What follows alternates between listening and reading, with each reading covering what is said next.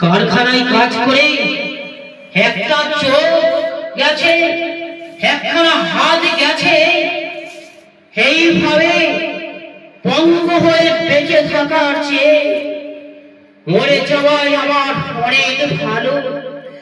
আমি যে ঠিকমতো সোজা হয়ে চলতে পারি না বড় বউ, ঠিকভাবে সোজা হয়ে চলতে পারি না। হে আমার কোন যুগে পাপ খণ্ডাতে হচ্ছে বলতে পারো? কোন যুগের পাপ খণ্ডাতে হচ্ছে আমাকে? আমি যে আর সহ্য করতে পারছি না ভগবান।